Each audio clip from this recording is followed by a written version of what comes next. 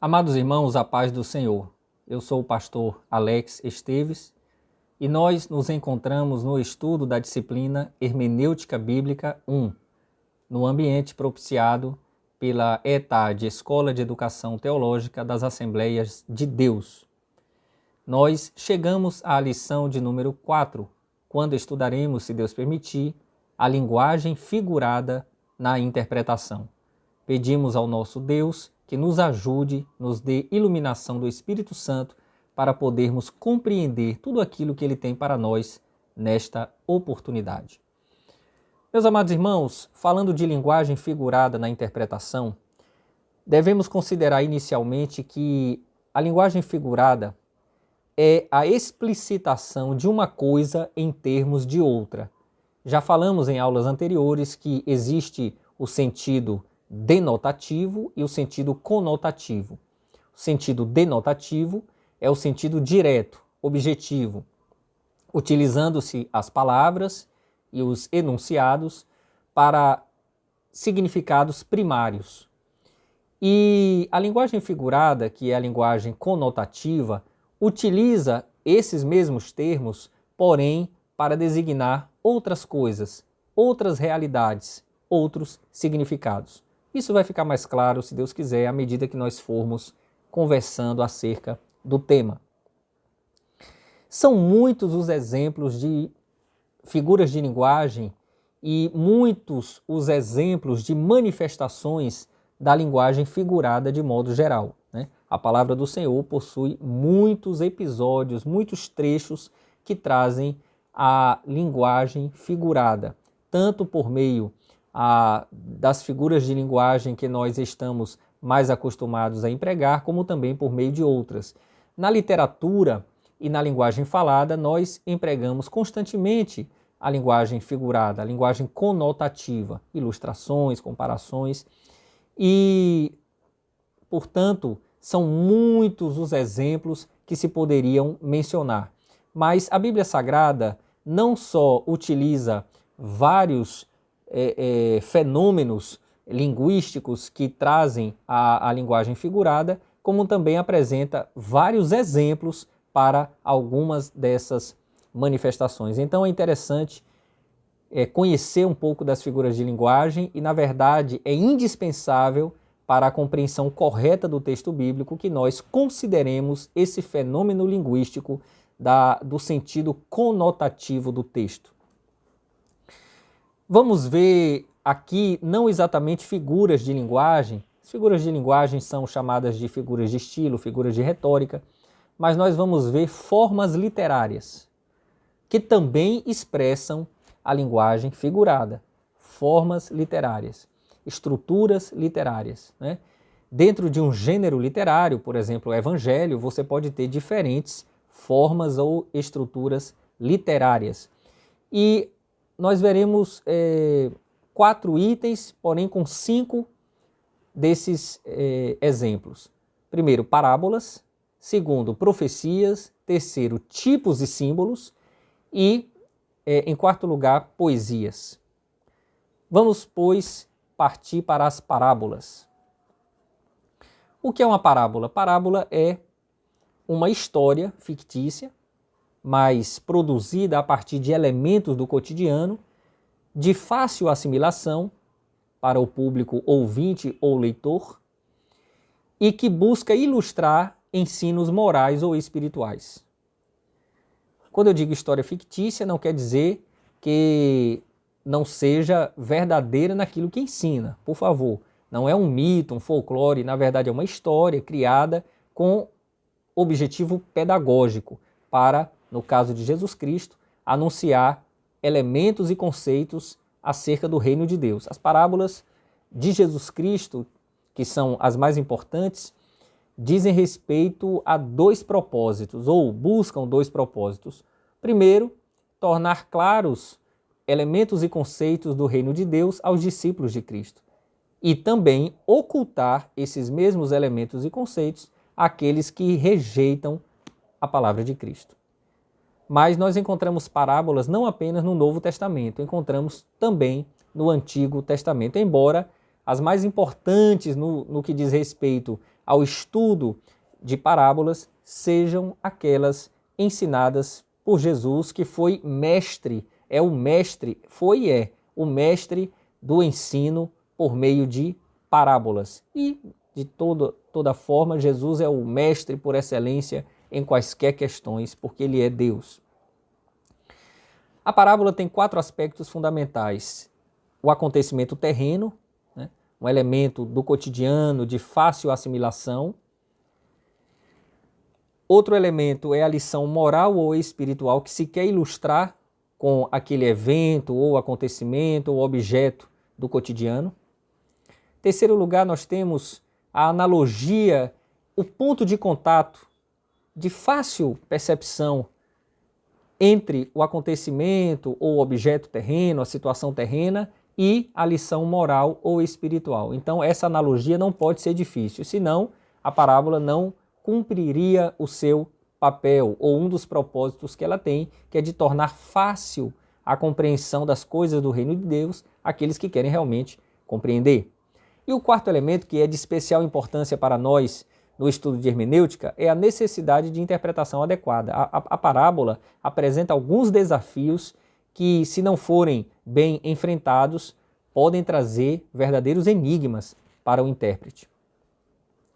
Algumas coisas precisam ser ditas com relação às parábolas de Jesus. Interessante o livro de Mateus, porque ele é estruturado em torno de 5 grandes discursos. É claro que Mateus, Marcos e Lucas trazem parábolas, à exceção de João, né? Todos os evangelhos trazem parábolas, à exceção de João. João não é um evangelho sinótico, ele não traz parábola. Ele até traz a palavra parábola, né? Parabolê, que indica analogia, ilustração, comparação ali em João 10, mas não com o sentido que nós estamos estudando aqui. Ele não apresenta nenhuma parábola. Mateus, Marcos e Lucas, que são evangelhos sinóticos, sinótico significa mesma visão, visão semelhante, visão parecida, eles compartilham parábolas, eles trazem histórias semelhantes, e esses evangelhos sinóticos são a base para o estudo das parábolas de Jesus. E Mateus está estruturado em torno de 5 grandes discursos. Um deles é relacionado às parábolas, que é o do capítulo 13. Você tem, só para corroborar o que eu estou dizendo, em Mateus capítulos 5, 6 e 7, o Sermão da Montanha. Capítulo 10, instruções aos discípulos para a missão. Capítulo 18, instruções acerca das relações ou relacionamentos no reino de Deus, na igreja. Reino de Deus e igreja são coisas diferentes, mas ali nós temos como seriam as relações, não só no reino de Deus, mas na igreja mesmo. E no capítulo 24 nós temos o sermão escatológico, que tem seu paralelo em Marcos 13 e Lucas 21. Mateus está estruturado em torno desses 5 grandes discursos. Ele tem também milagres, né, como todos os evangelistas apresentam, incluindo João, mas ele vai também incluir essas parábolas do reino nesse discurso tão importante, além dos outros 4, tá bom? Só uma observação com relação a isso. E ele traz ali a expressão reino dos céus, né? E é o mesmo reino de Deus ilustrado pelas parábolas. As parábolas do reino, Jesus fala, o reino de Deus é semelhante a, o reino de Deus é semelhante a. E aí ele vai trazendo ensinos acerca desse reino de Deus que precisam ser transmitidos por meio de linguagem facilitada. Mas aqui há elementos importantes com relação às parábolas do reino. Primeiro é entender quem é o personagem que representa Cristo, ou qual é o ensino relacionado a Cristo que se pode extrair daquela parábola. Pode ser que não haja um personagem que represente Cristo na parábola, mas há algum princípio, alguma lição moral ou espiritual acerca da obra de Cristo, da missão de Cristo, da vida de Cristo, das características de Cristo, né, e do futuro que ele preparou para nós. Então é muito importante procurar Cristo ali. Contexto histórico, eu tenho que analisar questões culturais, verificar que às vezes uma parábola no seu cenário traz elementos que são da época. Exemplo, a mulher procurando a dracma perdida, uma moeda. Hoje para nós, se a moeda não for moeda de colecionador, talvez não seja tão importante, mas naquela época, às vezes a pessoa tinha pouquíssimas moedas. Uma dracma, uma moeda perdida, para ela é uma fortuna. algo muito especial que ela perdeu. Então, nós precisamos, às vezes, fazer essa transposição cultural, compreender o costume ou o objeto ou o traço daquela cultura, daquela circunstância e trazer para nós o princípio eterno, ou o mandamento, ou uma implicação, alguma coisa que se possa extrair daquele cenário. Outro elemento que nós precisamos considerar é o que eu chamo de interpretação autêntica. Eu estou tomando de empréstimo essa expressão do mundo do direito, onde nós também temos a hermenêutica jurídica. E a interpretação que eu chamo de autêntica é aquela interpretação feita pelo próprio emissor da palavra, né? Por exemplo, Jesus dá ele mesmo a interpretação da parábola do semeador, da parábola do joio e do trigo. Ele faz isso para os seus discípulos, mas faz, né? A ovelha perdida e dracma perdida, ele mesmo dá a interpretação, ele diz da mesma maneira. Quando ele fala da mesma maneira, aí é uma ponte para dar a explicação. Então ele vai trazer a ilustração com o significado. Ele vai mostrar qual o significado, né, qual a lição moral ou espiritual daquela ilustração, né? A analogia está ali presente, tá certo? Essa interpretação eu preciso fazer, mas às vezes já essa interpretação autêntica, ou seja, feita pelo próprio autor. Eu digo assim do direito porque no direito, às vezes, a própria lei interpreta a si mesma. Por exemplo, quando se fala de crimes praticados por funcionário público, e aí é necessário saber o que é funcionário público para efeito da lei penal. Aí o próprio Código Penal diz, funcionário público para os fins penais ou então casa, invasão de domicílio. Tá, mas o que é uma casa? Será que um quarto de hotel é uma casa? Então, o Código Penal vai dizer casa para efeitos penais tá certo? Então, é a interpretação feita pelo próprio autor do texto interpretado. E um outro elemento importante, eu falei da questão de Cristo, do contexto histórico, interpretação autêntica e a correlação. Lembram daqueles passos necessários no estudo da Bíblia? Observação, interpretação, resumo, avaliação, aplicação e correlação. Você agora leu a passagem e vai buscar fazer uma interpretação da parábola com aquilo que você já sabe da Bíblia. Esse ensino aqui bate com aquilo que eu já aprendi, é consentâneo, é compatível, porque é uma maneira de você extrair princípios eternos, fazer um raciocínio de implicação, né? São princípios que estão implícitos naquele texto. Tudo isso seria de fundamental importância no estudo das parábolas. Há algo muito importante no estudo das parábolas que é o recurso literário da principalidade. Guarde bem isso. Recurso literário da principalidade. Sem a compreensão desse recurso, a pessoa pode se atrapalhar muito na interpretação das parábolas, porque eu tenho que saber o que é principal, daí a palavra principalidade. Qual é o foco de Jesus ou de quem contou essa parábola nesse momento? O que é que ele quer transmitir? Qual a lição moral ou espiritual? Né? Todo o restante do cenário apenas compõe o quadro. É importante ter uma visão do que é fundamental naquele texto, o que é essencial. Eu vou dar um exemplo aqui da parábola das 10 virgens. Né? Ali Jesus estava falando da necessidade de vigiar, né? Porque Jesus pode voltar a qualquer momento. Está no contexto do sermão escatológico que eu mencionei, Mateus 24, 25. Então, ele fala de vigilância, prudência. Havia 10 virgens, 5 loucas e 5 prudentes. Mas tem gente que já interpreta esse número, havia 10, 5 para um lado, 5 para o outro, como se a salvação fosse apenas da metade. Não sei se metade das pessoas no mundo ou metade dos crentes, mas eles dizem que a salvação será da metade. E aí fazem uma ligação com o texto do próprio sermão escatológico, quando Jesus diz, havendo 2 no campo, um será tirado, outro será deixado, e assim sucessivamente, como se esse princípio da metade remanescesse nesses textos. Na realidade, a pessoa perdeu o foco. O foco é vigilância, prudência, estar alerta, estar atento. Jesus pode voltar a qualquer momento, ele é o noivo.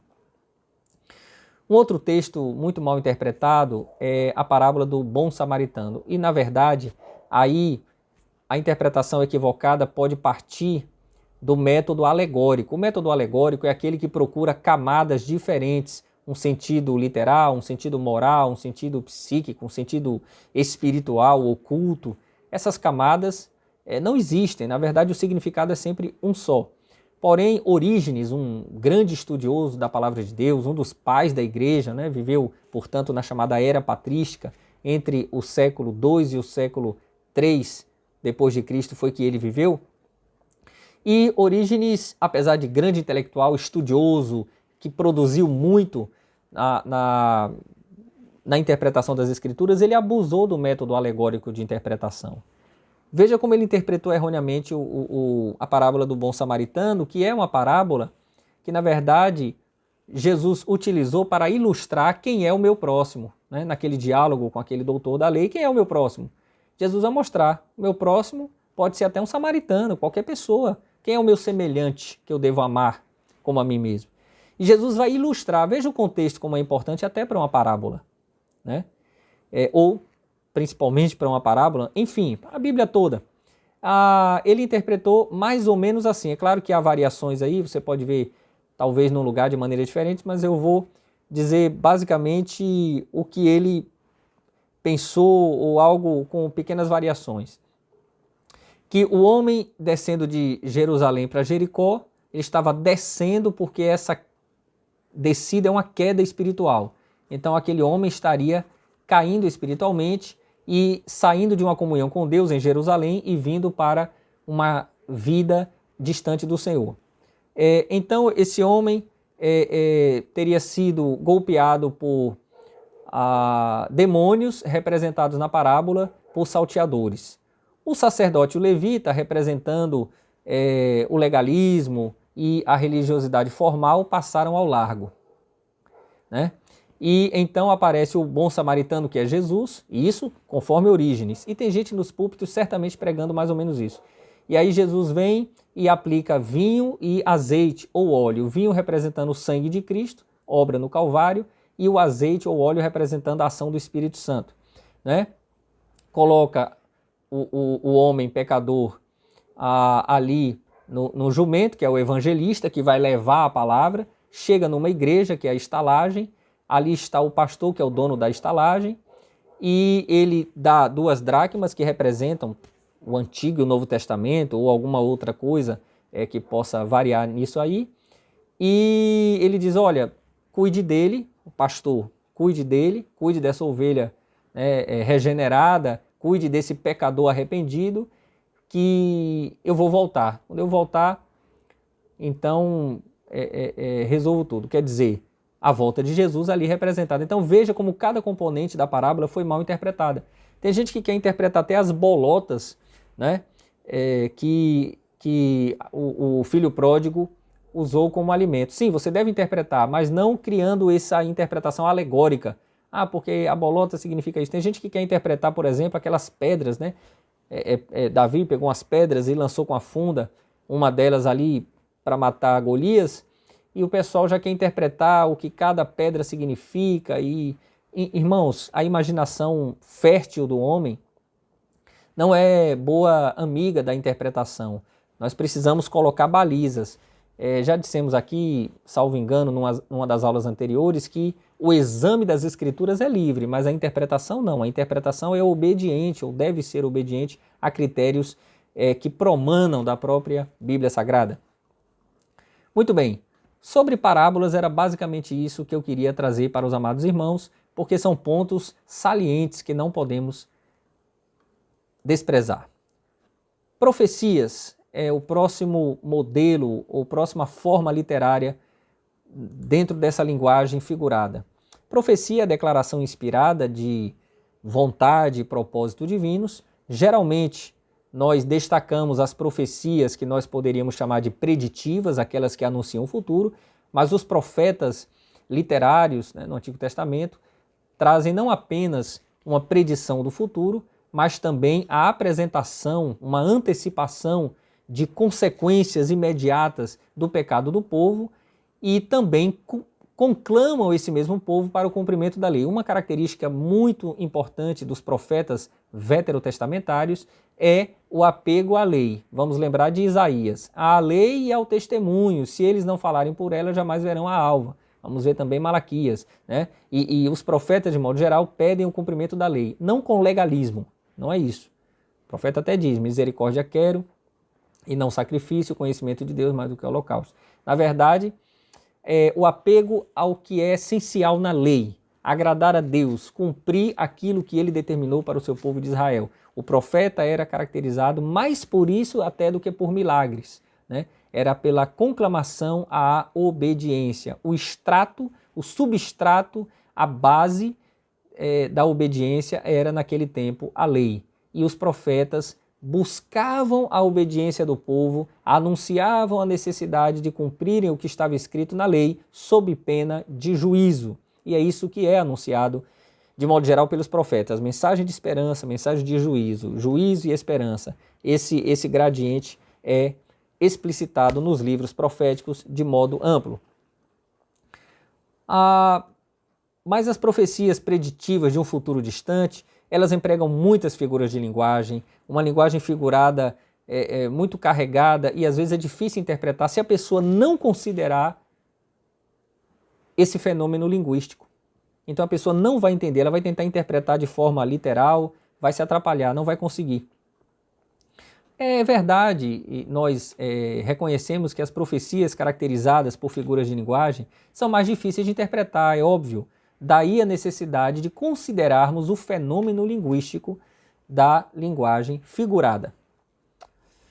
É claro que algumas dessas passagens são interpretadas na própria Bíblia. Isaías 53 tem aquela interpretação em Atos 8, né? Filipe e o oficial da rainha Candace. Então você tem ali uma interpretação na própria Bíblia.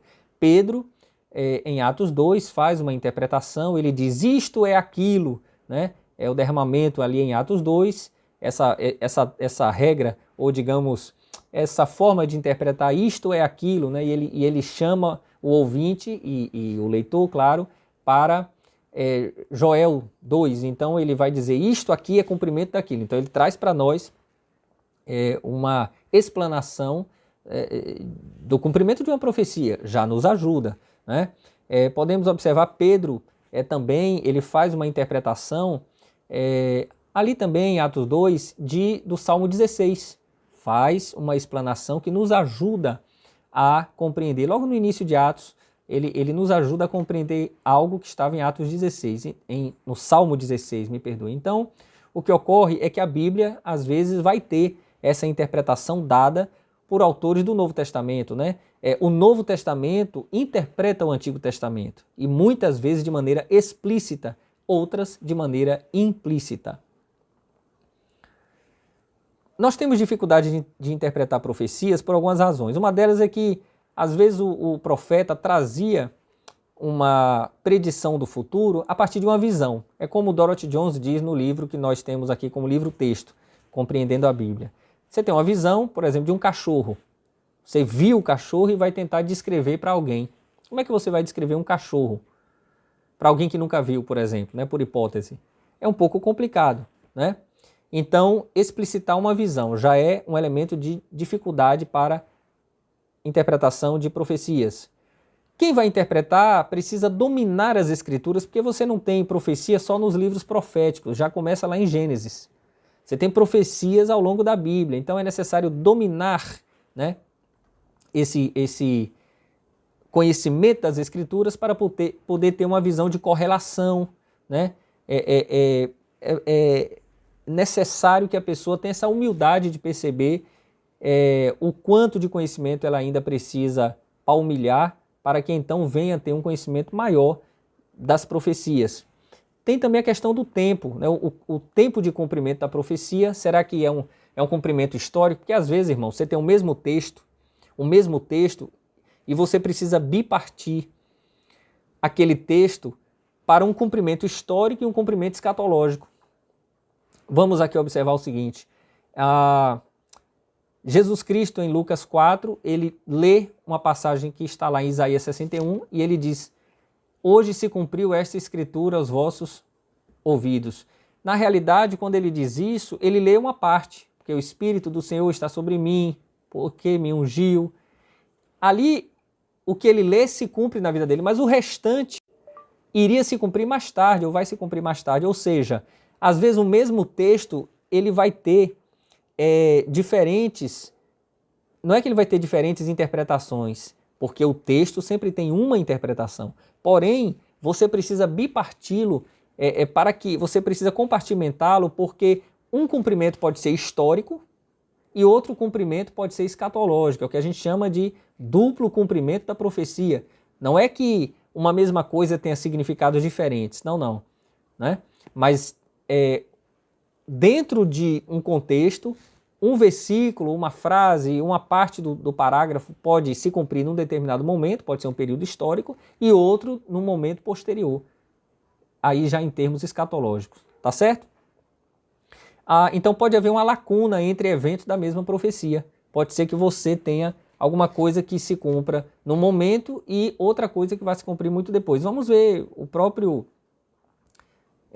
Joel 2, quando ele traz aquela profecia do derramamento do Espírito, ele fala de manifestações, sangue, fogo e vapor de fumaça, coisas que na verdade são sinais que se protrairiam no tempo, digamos assim, né? Entre aspas. São coisas que foram preditas ali, mas que não acompanharam imediatamente o derramamento do Espírito. Então, o profeta ele não tinha essa visão do todo. Ele sabia que ia acontecer, mas não sabia quando nem qual o espaço entre os eventos da profecia. Pedro, e nós já mencionamos na aula 3, fala que os profetas inquiriram acerca dessa salvação e tal, né? Sobre que tempo ou que ocasião de tempo aquilo iria se cumprir. Então é muito importante termos essa noção, para não achar que, às vezes, a palavra de Deus é falível. Não, ela é infalível. Se ela prometeu, se há profecia, haverá cumprimento. Jesus fala que céus e terra passarão, mas as minhas palavras, diz ele, não hão de passar. E Deus disse a Jeremias, eu velo pela minha palavra para a cumprir. Mas olha que detalhe interessante sobre a abominação desoladora. Lá em Daniel se fala do abominável da desolação ou da abominação desoladora, e aquilo claramente se cumpre historicamente em Antíoco IV Epifânio, né? Coloca uma porca no altar em Jerusalém, profanou realmente o templo, né? Ele está ali naquele período interbíblico, né? o intrabíblico, entre o Antigo e o Novo Testamento, aquele intervalo. Mas lá em Mateus e Marcos, Mateus 24, Marcos 13, sermão escatológico que eu já mencionei, Jesus vai falar da abominação desoladora como alguma coisa que ainda vai se cumprir. Não significa que o texto de Daniel tenha dois significados. Desculpe falar, significado significa na mesma frase, mas não quer dizer que o texto de Daniel tenha dois significados, mas o emprego da expressão é de um jeito em Daniel e de outro jeito em Mateus e Marcos. Então você pode ter sim um significado para cada ocorrência da expressão. Isso é muito importante nós compreendermos. Tá joia? Bom, já falamos de parábolas, já falamos de profecias, vamos adiante para tipos e símbolos. Tipo. A tipologia é muito importante na Bíblia. Sem entender tipologia, não se entende grande parte das Escrituras e do plano de salvação. Da mesma maneira, simbologia.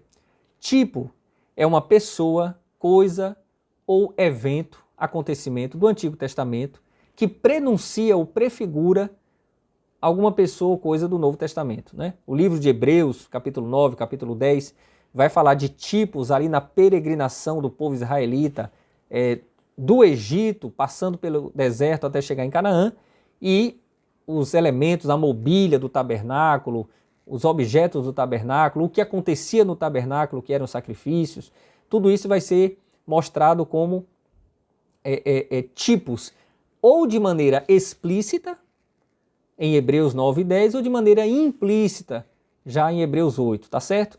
Colossenses e Hebreus vão nos dizer, de maneira parecida, que aquelas coisas do Antigo Testamento eram sombras das coisas futuras, ou figuras do que havia de vir. Tudo bem? E o próprio Paulo, escrevendo aos Coríntios, fala que o que sucedeu aos israelitas, né, sucedeu para ensino. Né? Paulo diz isso também aos romanos, né, que tudo aquilo, tudo que foi escrito, foi escrito para nosso ensino, para que tenhamos esperança pelo consolo das Escrituras Sagradas, né? Então você vê aí esse elemento da tipologia a partir de eventos, ou de objetos, ou de pessoas do Antigo Testamento. Isso às vezes está explicitado na Bíblia e às vezes está implícito, mas sempre precisa, isso é importante, está demarcado na Bíblia o que é tipo, tá bom? Seja de maneira explícita, clara e direta, seja de maneira implícita, de maneira que você precisa fazer aquele exercício de implicação. Muito bem, então o tipo prenuncia, prefigura, né? Há uma tipificação entre pessoa, objeto, coisa ou evento para uma pessoa ou evento do Novo Testamento. Note aí que é o elemento temporal entre o tipo e a coisa tipificada, entre o tipo e o antitipo, tá joia? Você pode ter, por exemplo, Moisés prefigurando Jesus, Josué prefigurando Jesus, né? José do Egito prefigurando Jesus, né? A conquista de Canaã prefigurando o descanso que teremos na glória. Hebreus trata desse descanso, elemento importante em Hebreus, né? Podemos observar o Cordeiro Pascal sacrificado por nós, como Paulo diz aos Coríntios, porque Cristo, nosso Cordeiro Pascal, foi sacrificado ou imolado por nós. Então você tem aí o elemento da Páscoa, né, que tipifica a comunhão em Cristo, né, pelo sangue de Jesus derramado na cruz. Esse sangue aspergido sobre nós foi tipificado por aquele sangue do Cordeiro que se colocou nos umbrais das portas das casas dos israelitas no dia em que o anjo destruidor avançou sobre todo o Egito. Então, meus amados irmãos, observamos essa tipificação explícita ou implícita, né? Símbolo é diferente. Símbolo, ele representa outra coisa, né, retratando-a de algum modo, sem necessariamente haver esse elemento temporal. Às vezes até há, mas assim, para o símbolo, esse elemento temporal que há no tipo não é fundamental. O livro de P.C. Nelson e Lund, que eu já indiquei na aula passada, ou há 2 aulas, me parece que na aula 2, indiquei na aula 2, ele traz uma lista de símbolos. O Espírito Santo, você tem a simbolização do Espírito pelo fogo, pelo vento, pela pomba, pelo óleo. O estudo da simbologia não é aleatório, eu não posso inventar. E o símbolo, às vezes, ele é pego para simbolizar coisas diferentes. Jesus é o leão da tribo de Judá, mas o leão também é mencionado para indicar o diabo, né? Ele anda em derredor, bramando como leão, buscando a quem possa tragar. Então, é uma coisa que vai depender do contexto, tudo bem? Vai depender do contexto. A simbologia é preciso que seja preconizada na própria Bíblia, eu não posso inventar um símbolo bíblico, mas uma diferença fundamental é que para o tipo é necessário o elemento temporal. Para o símbolo, talvez não seja necessário. Às vezes há, por exemplo, podemos aqui pensar na ceia, né? A ceia. Você tem o vinho e você tem o pão. O vinho simboliza o sangue de Cristo e o pão simboliza o corpo, né? Esse símbolo existe porque Cristo, antes, né, morreu na cruz, né? Na verdade, quando ele traz a última Páscoa, já institui a primeira ceia.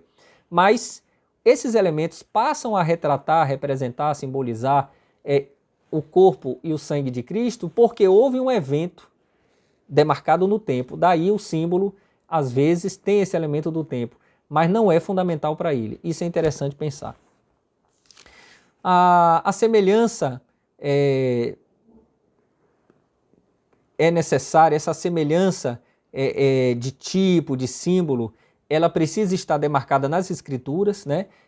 Você claramente, se você vê fogo, por exemplo, o fogo é símbolo do Espírito Santo, você pensa, sim, fogo ilumina, fogo purifica, fogo aquece o coração, é um bom símbolo do Espírito Santo. Ao mesmo tempo, fogo destrói, né? Então, ele também simboliza juízo. Veja que a mesma coisa pode ter um significado simbólico diferente, a depender do contexto. Mas note que há uma semelhança tanto para juízo como para a ação do Espírito. Então, esse ponto de contato é fundamental. É preciso que esteja preconizado nas Escrituras, não pode ser inventado por nós. E não devemos forçar correspondência nos detalhes. Exemplo, Moisés tipifica Jesus. Mas tipifica em tudo? Moisés também não pecou? Jesus não pecou. Então o tipo não é para ser considerado como uma correlação idêntica e perfeita. Você precisa olhar similaridade e não identificação plena. Acredito que basicamente era isso que eu tinha para falar sobre tipos e símbolos. Vamos falar agora de poesias, né? A poesia encontra-se em toda a Bíblia, né? De Gênesis a Apocalipse nós vamos encontrar poesia espalhada. É claro que no livro de Salmos, né? No livro de Cantares de Salomão, o Cântico dos Cânticos, vamos ver poesias de maneira mais abundante. Porém, nós temos poesias desde Gênesis, né? No livro de Lucas, nós vamos ter poesias em Filipenses, né? Vamos ter uma poesia lá, Filipenses 2, 5 a 11, ali é um hino primitivo, né? Como dizem os estudiosos, um hino cristocêntrico, né? Mesmo sendo Deus, não teve por usurpação ser igual a Deus, mas aniquilou-se a si mesmo. Então, há hinos em toda a Bíblia. Há poesia em toda a Bíblia. Pode ser cantada, pode ser um cântico ou não. Pode ser uma poesia em forma de oração, texto. Agora, a poesia bíblica não tem rima. Minha terra tem palmeiras onde canta o sabiá, as aves que aqui gorjeiam, não gorjeiam como lá. A rima é importante para muitas escolas literárias de muitas culturas, muitos países, como em algumas escolas literárias, não todas, da língua portuguesa, especialmente no Brasil, como esse poema que eu mencionei um pequeno trecho. Agora, o mais bonito da poesia hebraica é que ela não depende de rima. Já pensou, você traduz um salmo e precisa agora ficar escolhendo as palavras para rimar, para manter a beleza. Não sei se os irmãos concordam comigo, meus queridos e amados irmãos, mas a poesia bíblica é linda sem precisar de rima, porque ela é baseada na correlação de ideias, imagens e pensamentos, né? São as imagens que mexem com a emoção. Elas são esteticamente bem ordenadas para levar o leitor a uma emoção, a uma sensação, a um pensamento, a uma imagem que traga um ensino moral ou espiritual.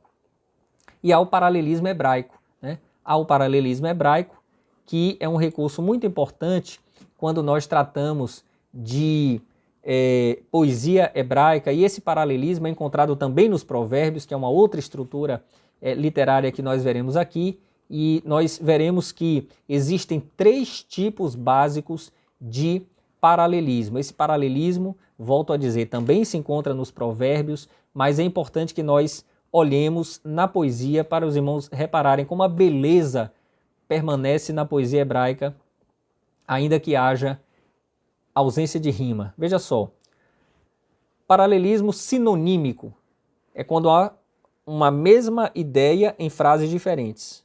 É a mesma ideia. Tem gente que tenta interpretar cada frase, às vezes dá uma interpretação diferente da interpretação da frase anterior, esqueceu que ali é paralelismo sinonímico. Do Senhor é a terra e a sua plenitude, o mundo e aqueles que nele habitam. Em cima ele já disse, do Senhor é a terra e a sua plenitude. Embaixo ele diz a mesma coisa com outras palavras. Olha a beleza. Do Senhor é a terra e a sua plenitude, o mundo e aqueles que nele habitam. Salmo 24:1. Paralelismo, paralelo. Paralelismo, sinônimo, sinonímico. Paralelismo antitético, de antítese, não é antiético, não é antitético. Tem um T aí no meio. Antitético, antítese, contraste. Os provérbios estão cheios disso, mas aqui estamos na poesia. O Salmo 1:6, porque o Senhor conhece o caminho dos justos, porém, conjunção adversativa, o caminho dos ímpios perecerá. É claro que a linguagem de provérbios, irmãos, é uma linguagem poética também, só que provérbios tem algumas peculiaridades que nós veremos depois. Porque o Senhor conhece o caminho dos justos, porém o caminho dos ímpios perecerá. Olha o contraste. Há vários textos bíblicos que trazem contraste do justo e do ímpio. E paralelismo sintético é aquele que não faz nem uma identificação entre duas frases, nem um contraste, mas sim uma construção a partir de algo que já foi dito. A lei do Senhor é perfeita, ela refrigera a alma. Salmo 19:7. A lei do Senhor é perfeita. Ela refrigera a alma, nem é a mesma coisa, nem é o contrário, mas é uma construção em cima do que já foi dito. Tá joia? Muita informação, né, meus irmãos? Mas o livro de Dorothy Jones que temos estudado aqui, que é o Compreendendo a Bíblia, é repleto de informações. E volto a dizer algo que eu disse anteriormente nessa aula ou nas outras. No livro nós temos ali alguns subsídios que foram introduzidos pela ETAD. Um deles é uma tabela com figuras de linguagem, né? E numa nós temos ali uma comparação entre formas literárias na visão de Dorothy Jones e na visão de Grant Osborne, que é um autor contemporâneo, para que vocês tenham uma noção que às vezes o aluno está lendo um manual e ele vê um conceito dado por um autor e quando ele vai ver em outro autor, às vezes não bate ou ele acha que há uma diferença, mas é preciso harmonizar, porque quando a gente harmoniza a linguagem, entende o que é que cada autor está dizendo, a gente consegue ter um aproveitamento maior do que cada um deles diz para que dali haja um bom resultado. Tá bom, meus irmãos? Que Deus abençoe. Essa foi a aula 4, faltam 6. Que nós possamos estar bem unidos, animados, tem muita coisa para estudar. Deus vai nos abençoar, porque é para a glória dele, a obra é dele. Vamos terminar com uma oração, para terminar bem. Querido Deus, estamos aqui, ó Pai, diante de um número indefinido, não sei, de interessados, ó Pai, estudantes e estudiosos da Bíblia. Pai, queremos, ó Deus, que os estudos de hermenêutica sejam da maior utilidade para os teus filhos, que teu nome seja exaltado e que a ETAD continue produzindo bons frutos para a glória do Senhor. Dê-nos da tua graça, porque só a ti podemos e devemos recorrer. Oramos em nome de Jesus. Amém. Que Deus em Cristo nos abençoe. Até a próxima aula. E não se esqueça de orar pelo professor. Amém.